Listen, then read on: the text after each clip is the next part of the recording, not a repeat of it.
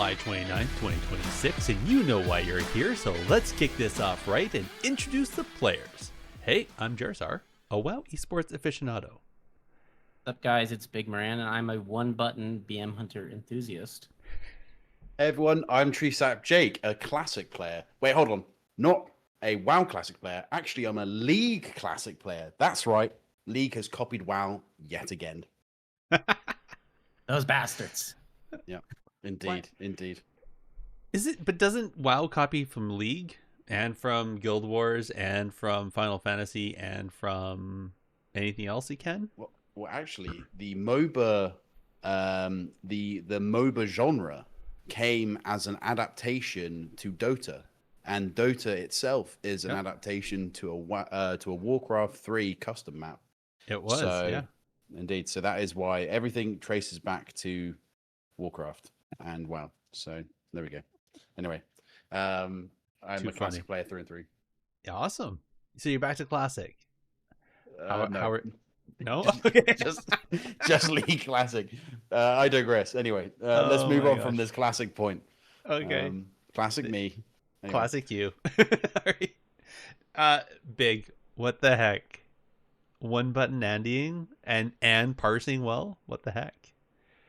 Yeah. So you said this the other week on the podcast that I wanted to challenge myself, and so I decided I would challenge myself with a spec that I've written off as in the past as being easy, BM Hunter. And I feel bad now because as I've learned through trials and tribulations, that it is actually easier than I thought, especially with a one-button rotation. So I am scrolling up and scrolling down to maximize efficiency with my one button, and I'm having a blast. It's really fun to play a spec that's really simple. I love it. Oh my! But I mean, clearly you still have to like click on an enemy frame or on the nameplate, so it will like do things. I mean, I'm still doing the PvP things. I should be clear. I'm not just doing damage with one button. I'm also, making sure I'm trapping and kicking and pressing my defensives. But what's nice is when you don't even have to think about your rotation, all those other things become way easier to do.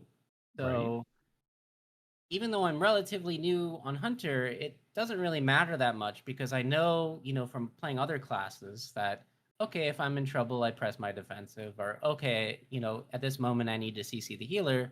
I can automatically make those high-level decisions without having to worry about thinking about rotational stuff.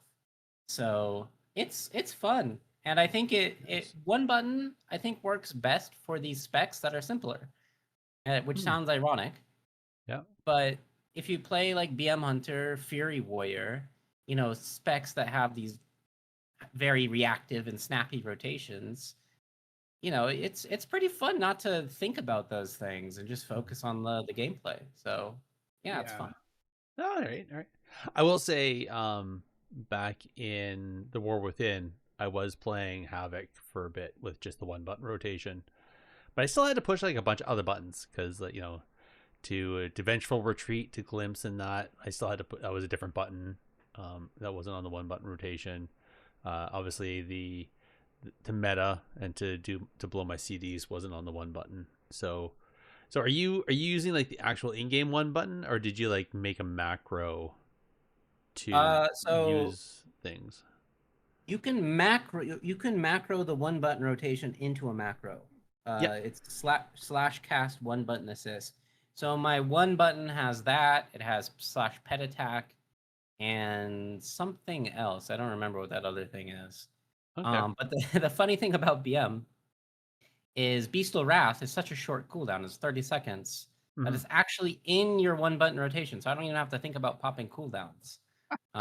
It just pops them for me. And typically that's a good thing as BM. You want to be pressing Beastal Wrath on cooldown. It's one of those specs where you don't really have to think very much. You just send damage and then trap. I will say this. So as much as it seems like I'm making fun of Hunter, there is a learning curve in figuring out how to trap. Yeah. because it's easy to trap these at lower ratings because healers maybe don't play around traps as well, and DPS aren't protecting their healers as well. But once you get up there, you really need to be a bit creative because there's so many ways people can avoid your stun, can avoid your trap. So it's kind of like that's the execution test of playing hunters. Can you trap? If the answer is Okay. yes, I think you'll do well. If not, get another class. That's right. Jake, did you ever do one button rotation on your shaman? I've never done one button rotation ever. Mostly because I was like, how best to explain this? I was basically really judgmental of people that use one button rotation because I was like, you're just taking the skill out of your rotation. However, I feel like it just kind of highlights how easy certain specs are. Yep. To do things. And I suppose actually in reality it does fundamentally teach you other aspects of PvP that you might not have done. Yeah. But no, I've never tried it on Shaman. I've never tried it on Oh. Shaman. I've never tried it on anything. Mostly because I never thought I would ever deign to do it. I'm gonna challenge you. recommend. I want to challenge you. I definitely wouldn't recommend it for casters. I could see it working well for enhancement though. Like, Oh, yeah. I think it's just much better for melee. Yeah, fair. Yeah, I would never use it on a shadow priest because it would start mind flaying and stuff, and then I'd get kicked. Or I'd move and cancel the cast. Like it's way better for instant cast damage. Fair. That makes I'll sense. do it. Put it on my warrior next. Do that. Well, that was an interesting thought. That's something I hadn't really expected to actually be as a conversation in this with you guys. Like I thought I was the only one that would do the one button, but all right. I wonder. I feel like with the ability pruning that they did for the current expansion, if that just made one button better and more viable. Honestly, yes, I think it did. Like, and I was thinking about that pruning today. It's like I really like the state of rotations. Like it's not super overwhelming, and especially for like learning an alt, it's very nice because there's not these clunky modifiers you have to deal with and these crazy precise sequences. It's again, you can think more about the actual PvP part of the game, which is nice. 100%. Yeah, I don't disagree. All right, so I kind of normally we just kind of chit chat about things and not whatever's come to mind, but I have to ask, did you guys watch the Q&A and also read the interview that Ian recently did? Oof. I actually didn't, but I saw a lot of the buzz on the old X. Okay. And that it was a bit, is ironic quite the word for it? But just a bit sort of like, we think PvP is doing great. Actually, yeah, majority of the community are kind of like, well, actually, no, it's not that great. And I think maybe they're looking at the amount of people they maybe getting gladiator, maybe able to queue. It's like, well, what specs are they playing? What kind of comps are they playing? Why is it miserable for other people that are just playing their regular classes and whatnot and not having fun? I think that's the thing they've got to look at. And I know that the problem is that we still continue to play, so like everything's fine, but it's not. Like no one's looking at the complaints or the amount of times I've had to tweet. So what are we at now? 1100 and what? 1111. Oh, 1111. There you go. 1100 and 1111. Wow. Yeah, quadruple ones. Yikes. Oh man. Okay, Big, you were gonna say something. Sorry. Yeah, I mean, I didn't read that interview he did with whatever that journal is or publication, but I watched the interview, and I had a little. I mean, I understand why people might have been frustrated, but I wasn't super offended by what Ian was saying. I think he said a lot of good things. I mean, it's going to sound like the most basic answer. I think he said a balance of agreeable things and disagreeable things, and like some of the takes I was seeing on Twitter, I think were being a little bit too dramatic. Like obviously the PvP is great. That's a really tough sell to the community, and I think it would be a tough sell for any community in WoW. I think that'd be a tough thing for a developer to say about Mythic Plus. I think that'd be a tough thing for a developer to say about housing. So I don't think like there's any way he could have worded that particular thing without offending a um people. Mhm. I was optimistic about some of the things he did say, though, which I guess we can get into later. But my read on the situation is that the interview was okay. It wasn't bad. I don't think it's as bad as people made it out to be. And I actually agreed with a lot of what Ian was saying and look forward to the future of WoW. That's my take. Yeah. So, I'm struggling right now because I realized I didn't put the link for the magazine interview he did, the e-mag, but yeah. Oh, and of course now Game Informer. That's what it was. All right. So, anyways, um, I think if I may, uh, I kind of so maybe we should do this. Maybe we should. Um, I have the quote of what Ian said on the WoW Portal Q&A. I think read it out loud, and then that way for people who haven't seen or and are just hearing reactions, then maybe they can make their own idea before we get into it too far. Maybe you But can just play the raw audio on stream. Maybe that uh, would be, I or I don't have it. I don't want to go looking for it right now. Just play the On raw the audio, fly. dude. I don't have it. I'm checking. Stop putting me on the spot. All right, How so dare you? so just so everybody knows, this was from the World of Warcraft Portal Discord server. This is the Discord server they stood up to help people find their communities, and this is twice that they've done a Q&A. The first one was with Holly Longsdale, and now this one was with Ian. And I don't know why they keep doing it on the Discord. Well, I know why they're doing it on the Discord. They're trying to drive people to the Discord server, but at the same time, using a venue like a Discord, which has limits on this room size, he was actually late getting to his own interview because there's so many people sitting in the room that he had to boost the server to increase the size of it. So, anyways, they taken a bunch of questions that the ambassador Discords had gathered and put them into fairly large, clunky questions. And I think it was the fourth question in was the PvP one. They asked 2 PvP, and then they moved on to other things.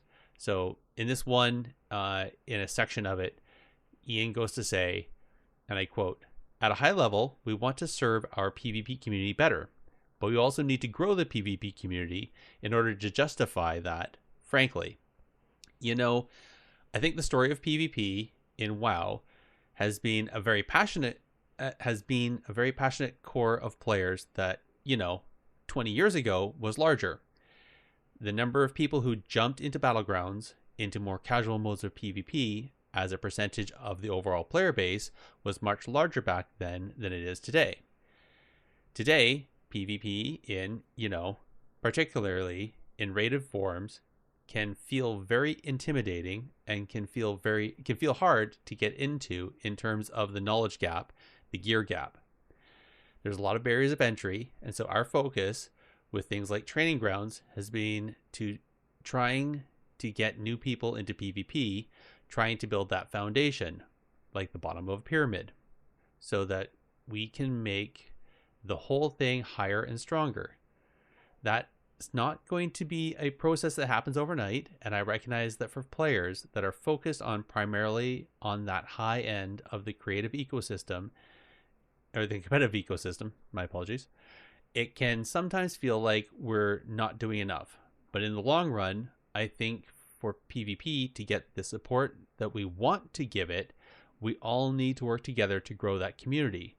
And so I think as we discuss this further, as we get feedback from the community, I'd love to hear ideas and to think together about not just what we can do today to make PvP better for the gladiator level player, but what we can do to make it easier for people who haven't PvP'd seriously in WoW, but love PvP in other games, to get into WoW's PvP. All right. I stumbled there. Apologies. So, thinking about that, I noticed a couple things is that, and yes, we can talk about the backlash from the community, but a lot of people heard, we need you to grow the community. And he's saying we, like, as a, like, everybody together, both the devs and the community need to try to do it, I think, is how I heard it.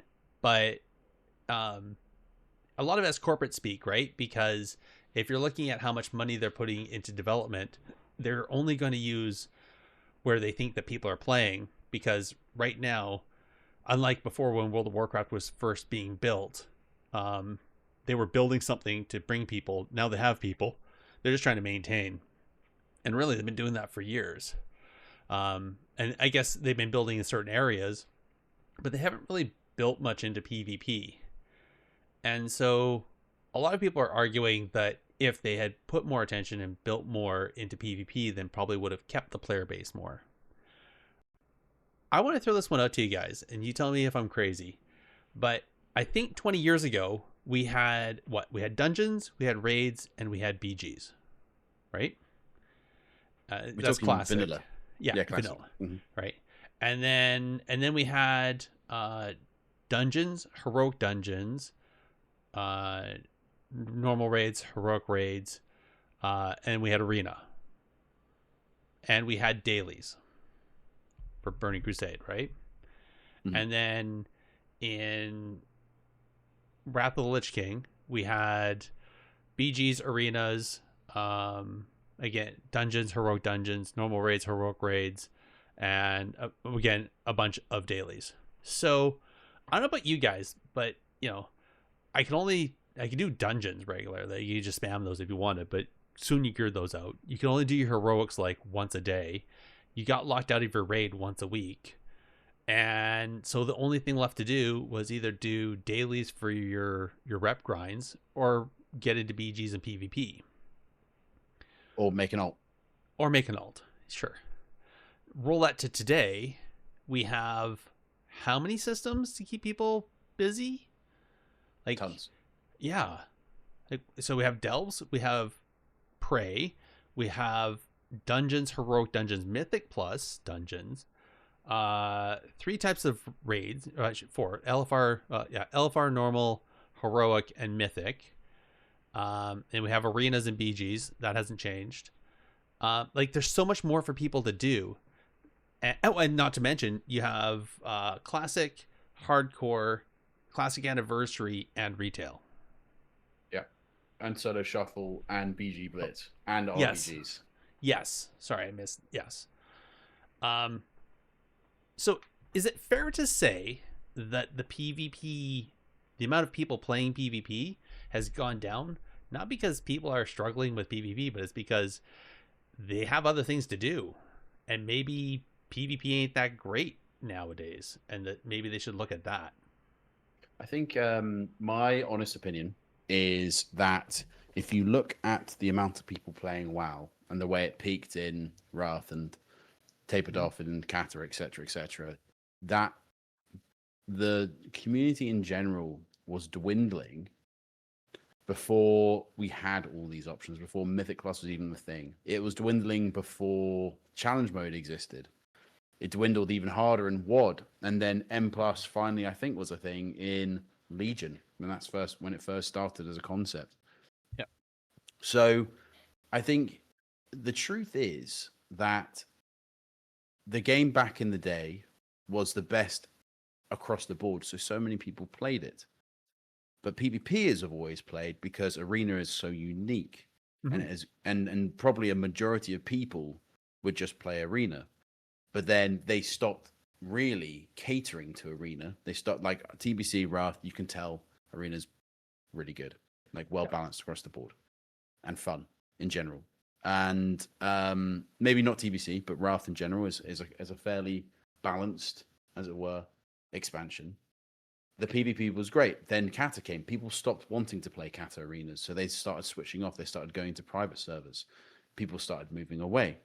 And I think that's the thing, is that realistically, it has always been a balancing gameplay creation, because Blizzard have not realized the gem that was sitting in their pocket. They never realized how incredible, how unique Arena is, how fast the games can be, and how enjoyable it can be to watch. They poured all their energy into their raids, all into the classic EverQuest stuff, that they didn't realize what a gem they'd found, and how they could have had essentially the same level of dedication that League of Legends currently has for the people that queue up and play it. They literally play all day. They literally play all night. They will play it anytime they can, because it is a dedicated PvP system that has, people looking after how the balancing is and how the gameplay works. And although, I don't think League of Legends is in the best place, even at its worst, it's far better maintained and managed than WoW is, because WoW has many other facets to it, many other facets that Blizzard have focused on. So realistically, yes, nowadays we have lots of stuff to do, and that is because they need a dopamine bin on which people must be able to kind of roll things through. And M Plus is very, very successful. But that they created M Plus to keep the PvEers locked in during those raid lockouts. But for PvPers, they've just towed the line. They've just held it vaguely together, and they've not given it the same quality and the same attention. So when they're saying we need to grow the community together, they could start by doing that, by creating a dedicated place for us to go to air our grievances, to let them know, to be like, okay, you know what? WoW PvP devs might not respond to me, but at least I've aired it.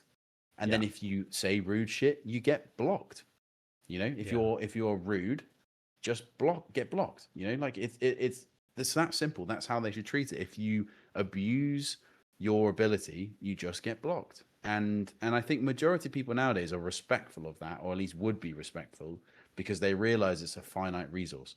And that's how they could start doing that. So I my kind of TLDR is, I think Blizzard have grossly misunderstood how great Arena could have been, and now they're at this point going, well, we are absolving all responsibility by saying you guys need to grow the PvP community, when realistically they could do it so easily. They just refuse to.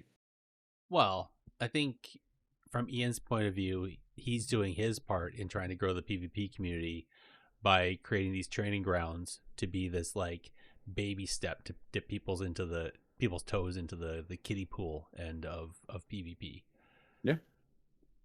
I don't know if it's going to work. I think training grounds at the launch of Midnight were really popular, but that's because of a few carrots that they put in. But then they nerfed the honor gains in it, and I'm pretty sure queuing on it is dead right now. It might go up again. Well, they just announced 12.1, right? So I can see people are gonna start farming honor to cap out on that, so they're ready for the next season. So over the next 3 weeks, we might see training grounds and BGs increase, but probably not. But Big, I want to throw to you for a second, because I see you just colorized that whole paragraph. Well, I was color coding it to break it down into parts. Yeah. I will say that I think exactly what you said is exactly on the money. Like, there's just way more things you can do in WoW these days. WoW is just a game of infinite complexity now, like no matter what. And there's a million different ways to play WoW. It's like, I think, the ultimate sandbox game right now. And so, yeah, it was true that 20 years ago, because there was less to do, people just played PvP. Like, had a guild, and we would just do BGs together, and on Tuesday nights we would do Karazhan, and when that was over, we would go into BGs. Yeah. So yeah, I think there was sort of this different culture to the game too, where people were really eager about the end game, and they kind of wanted to experience every part of the end game. Yeah. Which there's still players that do that. They do want to experience, a bunch of parts of the end game, but I think these days people are a bit more specialized in what they, how they approach the game. Maybe they are a PvPer who does arenas. Maybe they're a PvPer who only does battlegrounds. Maybe they don't do PvP at all. They're not even max level, and they do player housing. I think there's a few things throughout the game's history where Blizzard did kind of fumble some opportunities, as Jake mentioned. I know, like, infamously, it was kind of difficult to run tournaments for WoW back in the day, because if the prize pool was above a certain number, it had to be a Blizzard sanctioned tournament, which, required coordination with Blizzard, getting, licensing agreements and setting up tournament realms and stuff like that. It was kind of, pain in the butt, I guess, for Blizzard. And so they said, okay, we don't want, we don't want to focus on these things. So I think there's that. Also, I think what has been troubling me a bit recently, and again, I don't mean to dog on the way that people enjoy WoW, but it is kind of frustrating to see Blizzard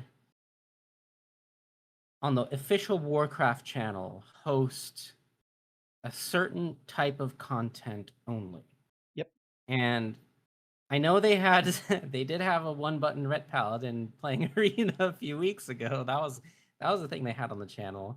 Mm-hmm. But they haven't really done much to showcase PvP to a wider audience outside of the AWC. Like, the AWC is all that they do. Mm-hmm. And they could have Peekaboo on that stream or something, or Venruki on the Warcraft channel. Like, why don't they have him? Totally. I know, maybe they're trying to support the smaller creators or whatever they say, but my gosh, like, I guarantee you Venruki would love to stream on the Warcraft channel. Like, he would be down to do that. Sure. So I think it's just a lot of small mistakes that throughout the game's history have kind of made PvP into this thing that exists in the background for many players, and is this thing a lot of players don't want to touch. So, is training grounds the right solution? Definitely not. But I mean, it is a solution. It feels to me like an incomplete one. Just to pivot slightly, I believe in the next question Ian was asked, he did talk a little bit about rewards. Mm-hmm. And one thing he mentioned is that he wishes PvP rewards were a bit more obvious to players. Mm-hmm. And I think that got me thinking. Like, okay, so say you're interested in getting a transmog or something, or you're doing a dungeon and you want to see what gear drops from that dungeon. Well, you have the dungeon journal to figure that out. And there's a class filter. There's all these sort of things. Why isn't there like a PvP journal? I realize Absolutely. that would be such an easy solution. And this PvP journal could not only have the rewards you could earn, you could also maybe see key spells from other specs. Kind of like you can see boss mechanics in the dungeon journal. You can see PvP mechanics, and then also it would be the UI element where you could also queue for arena or queue for BGs. I think there's just a lot of they've made a lot of small mistakes, but there's a lot of small fixes they could do. And like, we don't need these, of course, these massive overhauls to PvP would be nice, but I think we should start with the smaller things. I agree. And just on that, so for those who haven't heard or seen, Ian was suggesting that what they're going to do is create like a Renown track, but for PvP. So we'll show you what you will reward, what rewards you'll get as you hit the different, Challenger 1, Challenger 2, Challenger 1, Rival, and all that stuff, and what you'll get, so that it's very clear and obvious. So if you want to see what the tabard is, you'll actually see the tabard and see what CR you have to get the tabard, or things like that. And I think you're not wrong. I think if let's play the game with Blizzard, if we want to work with them, then yes, we can suggest a number of small changes that they can make that would probably be fairly inexpensive in the grand scheme of things. But at the same time, so it'd be that bite-sized stuff that they can probably do and budget in without asking for like the grandiose scale of doing a massive like MMR overhaul and their ELO scheme in the background. One other thing we should probably point out is Ian did talk that they're doing an update on PvP talents, but that's going to be, I think he indicated it's not going to be 12.1, but it is going to happen probably before 12.2. So it's probably going to be a .5 or a .7. So we'll see that. Just for numbers. So for those who are listening on the podcast, I'm sorry. This is a graphic. You're not going to be able to see it unless you go to the video, either on YouTube or on Twitch. But I'm just going to put this up here.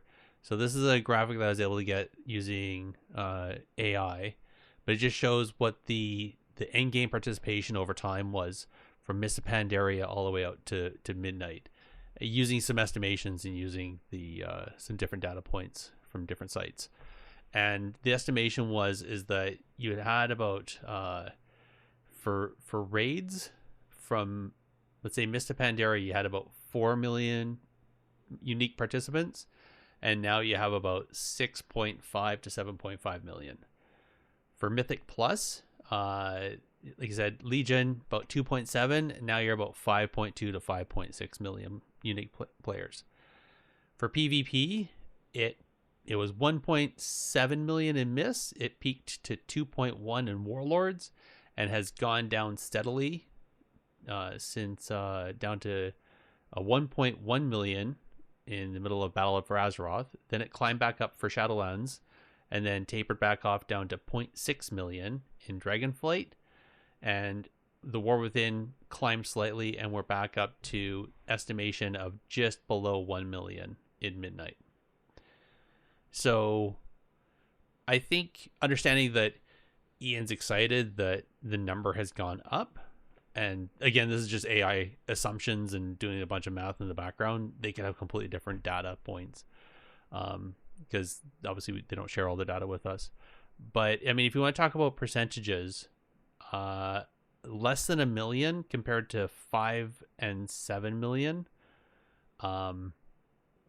That's a stark difference. Like, I can't imagine how a director would be able to convince an executive to give him millions of dollars to do development for a literal fraction of the player base. What can we do to make that better? Jake? It's a really tough question because it is, in truth, circular. Mm-hmm. It's like we need more players to want to invest, but in order to get more players, you need to invest more. It is a constant cycle of just not well thought out business design, in my opinion. Yeah. Like I think in my head, if I was a designer or if I was a head of marketing or anything that was related to how we put the game together, I'd be sitting there going, what makes the other games in this bracket have an unlimited amount of people playing it? And I think the truth is that if you want to play a game mode that people will constantly play, there is no reset that can be just done all the time. PvP is the best thing. You can always play against other people all the time. Doesn't matter whether it's queuing at 2 a.m. or whether you're queuing at 12 o'clock. Absolutely. There is queues of some kind in some bracket. If you invest into that and make that bracket good with great rewards, with great, getting rid of the barrier to entry, facilitating the way that people can find each other, you will have a game that will feed itself. When people have bored of pushing 23 keys, when people are bored of raids, when they're bored of doing delves, when they've collected everything possible, they will log off. PvPers will keep grinding. If there are rewards to grind, they will do alts, they will help their friends, they will do anything. They will just all keep playing over and over and over again, constantly, for as much as possible. Absolutely. So in my mind, yes, like investors want to do that, but that is an investment. Look at other models. Look at League. Look at Valorant. Look at all these other PvP based games. Yes, they're not based in an MMO. Yes, it is hard to balance, but we already see that they can balance both for PvE and PvP by adding modifiers that only affect PvP. Absolutely. They can almost kind of adjust a whole separate game if they wanted to. So that's in my opinion the big thing. It's sort of like it's up to us to create a good community, but at the same time we've got all the upper ranks having a rough time with the win traders, like people who are high up in shuffles and everything having a tough time with win traders. Everyone who's in like 2.5 and below thinking they've got win traders in their lobby if someone is just bad in general. It's a bit diabolical, and I just think there's nothing that kind of draws people in. So although I will say this. I have a friend. I have friends that I used to raid with back in BFA, and I also used to teach them how to do RPGs, and we would kind of go in and do like guild RPGs on a Saturday night, and it was loads of fun, especially in Shadowlands. And he now does BG Blitz, and it was like, I'm playing a Warlock. I literally don't have any PvP gear, but I load into PvP, go into BG Blitz, have fun, and I've got an 1800, and I've got my elite gear, and I'm pretty happy with that. So, these are people that just raid, but there are other ways to get them into PvP in which they're enjoying themselves and enjoying that content. Yeah, they're just getting 1800, they're just getting the elite gear, but there are good like ways into that community. It's just how you kind of cultivate it there going forwards. So there is already like some good rewards. I just think it requires a little bit more love for something that I feel like is very unloved from its creator. I know that's not really like what you wanted to hear, but I think in reality, the truth of it all is that there is no, like, as much as we can do something, if you make a bit of content which will just drive even the most dedicated person into insanity, then you're just going to lose everyone. Like even like if like no matter how much, like, we all have Stockholm syndrome to a degree. We all kind of love the game that abuses us in a way, but at some point you're going to see through the gaslighting. You're going to see through everything and kind of go, actually, I've kind of had enough. Which is sort of what happens with me when I go to League and play League Classic as opposed to WoW Classic, because I'm sort of had enough of the game mode that kind of punishes me massively versus something where I can express skill. Yeah. I think so. I've been having some thoughts as I was thinking about today's episode, and there's two things that became clear to me. Is one, there is a bias. The devs, the community managers, the designers, the game itself is designed with a bias against PvP. As much as PvP is a core thing, and you look at like earlier I went over to the forums and I completely forgot about in the recruitment section. I don't even pay attention. I just go to PvP, right? But I went there and I was like, oh yeah, recruitment. All these beta channels, they were built back in 2023, and every single one of them is PvE, from basic grouping for dungeons all the way up to like mythic raiding or close to it. But there's not a single channel for PvP. Like, why would you build a whole section about looking for other people in your official forums and not include a core pillar of your game mode? And speaking of that bias, I mean, there's like all these little jabs that we see every now and then from like people within Blizzard about PvP, right? Like in some of those recent, I don't know what you call those videos they publish on the Warcraft channel where it's like PvP they're interviewing. Paul? You're talking about PvP Paul? Not I'm not talking about PvP Paul. I'm talking about PvP Paul as well. Yeah. But they'll have, for instance, someone at Blizzard interviewing two other developers at Blizzard, and it goes on the Warcraft channel.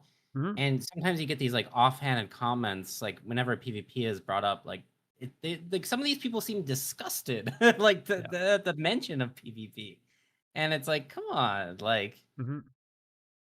You don't have to play it. You can just like admire the fact that other people like it. Like that doesn't mean you have to like it too. And so again, my take for this whole episode is it's just a bunch of small things. Like a bunch of tiny things that all collectively add up to a problem. Do you know what I would like them to do? What? I would like them to add into the game something that actually pushes people to do at least queue for PvP. Like for part of your faction war or whatever, like go run in a Arathi Basin. You don't have to win it, just like as part of the quest, right?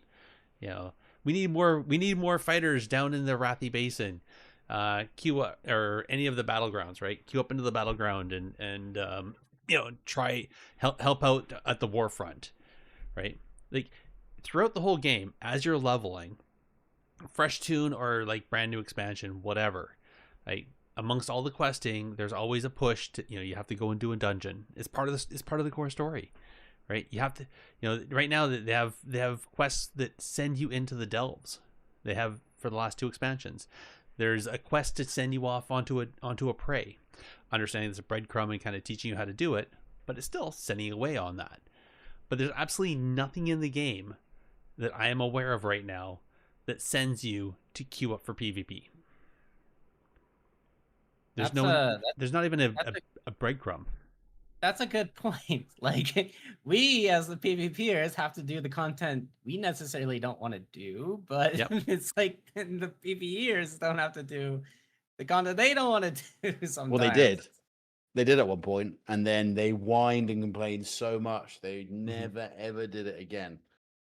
Do you remember in Shadowlands when you had to get PvP upgraded gear in order to be competitive in Race to World First or other things that was season 1. Yeah, it was season 1. Yeah, never again. Yeah, and they've actually done that a couple times before, but that was only end game rating, Race to World First. Players. There's was it BFA or was it before that where players had to get their weapons, the PvP weapons, because the item level and the statting for it by far outgeared anything they could get from dungeons, and they all complained about doing it while they did it because they didn't want to do it.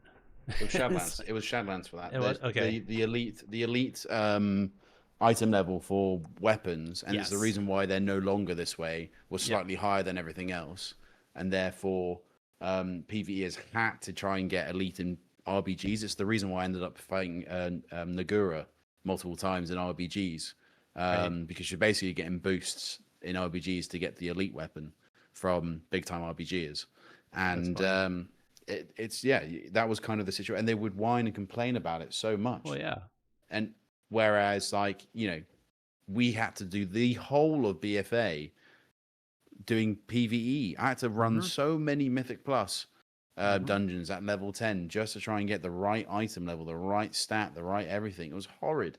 It's horrible. I know. And we complain, but we're only 1% of the player base, so oh well. Yeah. Or I guess 5% at least they of the player changed base. I will say at least they changed it. At least PvP gearing now is perfect. It is exactly the way that it needs to be. Absolutely. I don't disagree. I do like the way gearing is. I like all the options it has between the crafted gear, the lacquers of being able to take a PvE item and giving it a PvP level and do all that. Like there's so many things you can do. Like it is amazing. But I kind of roll back to exactly what Big said, is that they've done a bunch of great stuff.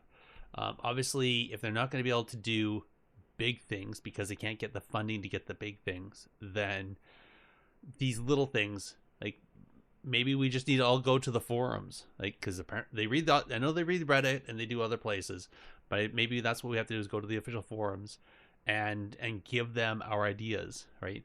How we and they can interact and provide ideas to get us all to grow the community. And I think the other part is really, as PvPers, I mean, a bunch of us are in guilds. I know a lot of people have stepped away from guilds because PvP guilds kind of went to the wayside and nobody wants to join. Everybody's just like soloing it now through LFG, or now just through their BNet list. But I think that's one thing we can do, is like get into the PvE guilds and talk to, make friends there and pull them into a BG. It doesn't have to be rated, like just into a BG. Or oh, you're a healer. Hey, I'm a DPS. Let's dual queue into BG Blitz. What? I can do that, right? You know, maybe that'll be the thing, and then we can grow the community that way. Because I don't think Training Grounds is going to do it. Okay, I'm gonna get off the soapbox. One thing about training grounds. So again, 12.1 dropping on the 11th. Season 2 is going to start on the 18th. What do you think the chances are that they're going to give some sort of breadcrumb to make people sign up and queue for the arena training grounds? And how much difficulty do you think people are going to have to make a threes group in order to queue that properly? I'm going to go to Big. I want to hear Big's comment. I think there's close to 0% chance on both of those things, honestly. But Yeah. I don't know. We'll see. Okay. I mean, the bare minimum would just be like play one training ground. Like that's if they do that, I'll be shocked. But you know, hopefully they do that. I'm sure they'll probably do something, but yikes. Yeah, I think it's very unlikely. Sadly, that is the situation. It's like it's all talk.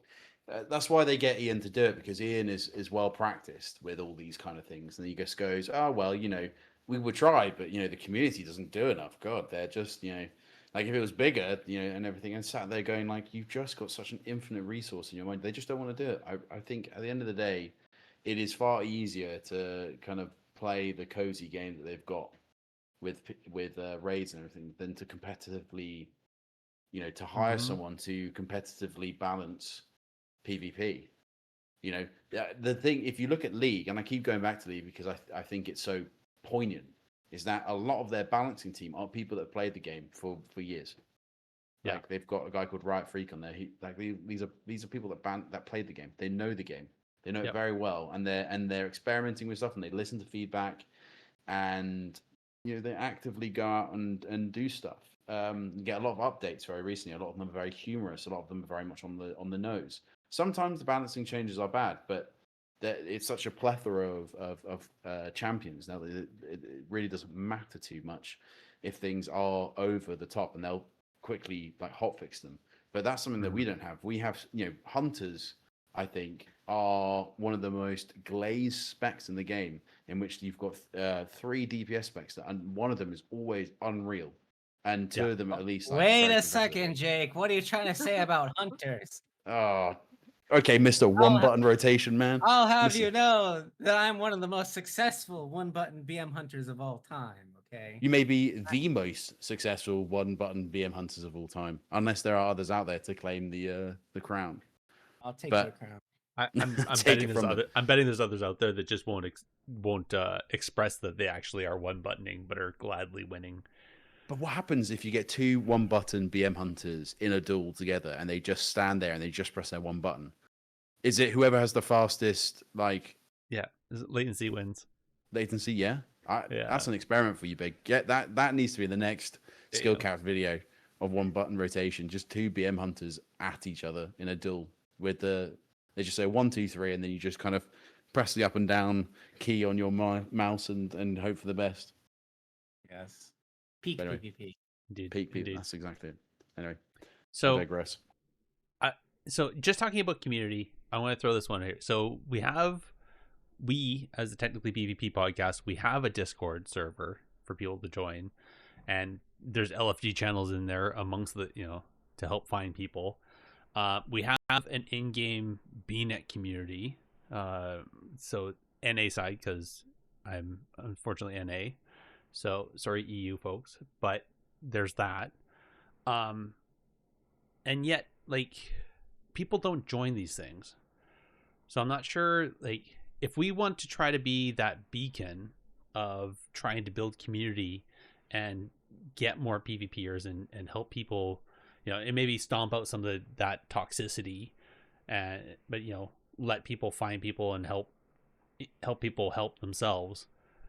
Like, if we have that and we don't have that, like what else can we do? What can we do as a podcast, maybe? Oh, and I'll apparently tell you. chat just told me that EU can join the BNet community. So okay, there you go, EU. But go ahead, Big. I'll tell you my grand plan. Okay.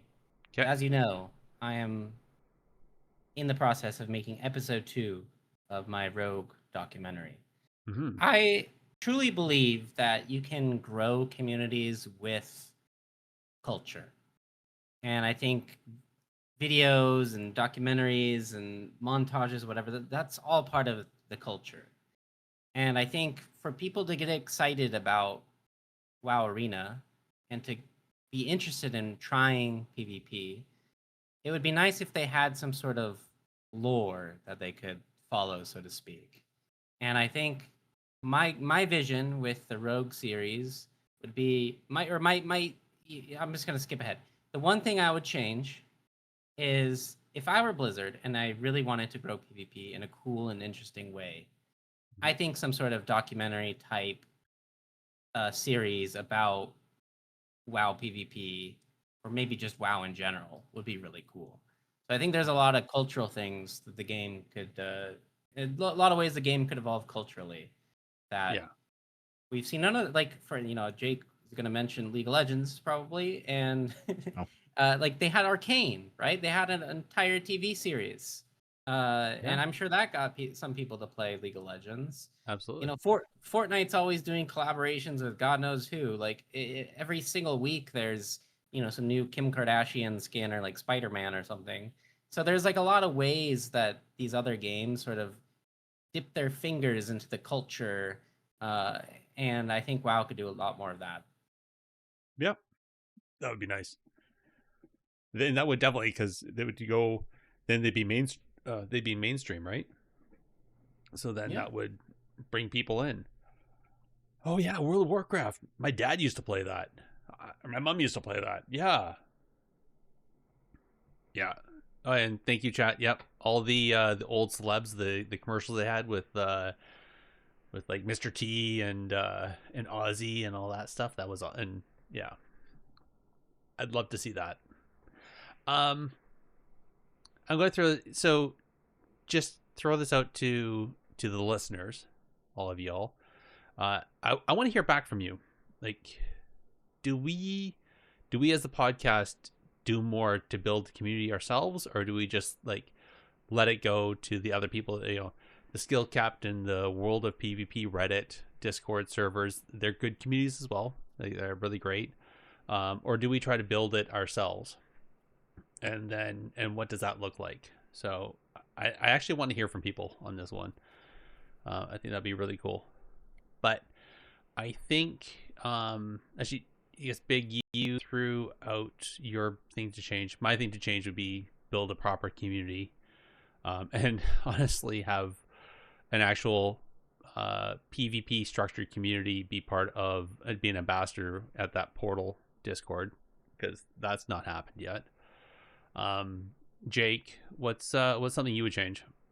Oh, God, everything. No, I think remove hunters. No, seriously. I think. Oh, one thing I changed. I think I would change the way that they communicate. I think the MO should be that actually PvPers are valued and that we have a valuable community and that we should be looking to repair things. That's what I'd like, a more positive outlook, I think, to our community. Because for morale reasons more than anything, it's exhausting. Yeah. All right. I think I'm kind of a spent now. I feel like I'm emotionally just drained from this. It's hard. Jake, shout outs. Shout out my friend Scott. He's going through some stuff. Aw, No, not good. I'm sorry, Scott. Big shout out to Okay. him. Yeah. Thoughts with you, man. Big, any shout outs for you? Shout out to Mathene for being my 2v2 partner, and doing it honorably, playing Oracle Disc Priest instead of Void Weaver Disc Priest. Shout out to Mathene. Oh, she was? That's awesome. Yes. I didn't know. Okay. Shout out to Mathene, indeed. Being the beacon of the light in the twos and in RP. Yes. I'm going to shout out a quick shout out to the Valor Guild that I'm in. They're doing another twos tournament on the 1st. Go to the Technically PvP Twitter if you want to see the sign up log. It's over on Challenge. But August 1st, 7 p.m. Eastern, 2v2 tournament. Anybody can sign up, and they're doing gold for prizes. So go do that. And if you want to watch it, it's Jekyll Mr. Hyde on Twitch. That's where he streams it. All right, Big. Do you want to do the where people can find us? Yes, I can tell you exactly where you can find us. You can contact us directly on X at technically_PvP, or on Blue Sky at technicallypvp.bluesky.social, or even by an email to technicallypvp@gmail.com. You can also join our discussions on our Discord. Yep, and we are now hosted on Libsyn. A link to the website will be in the show notes. Don't forget that the Bonus Roll website has a podcast directory with us and many other great shows at www.bonusroll.gg. This directory also has a review system, so head on over there and tell everyone what you think of your favorite shows, including our own. Indeed. Or if you want, you can give a comment over on TikTok or on Spotify or on YouTube, or pretty much anywhere else you can find us, or where you listen to us. We do read those. Sometimes we comment back too, but we do read them all. But in the meantime, links for finding us and all those spots is going to be in our show notes. I want to thank you all for listening, and we'll chat with you next time. Good night, everybody.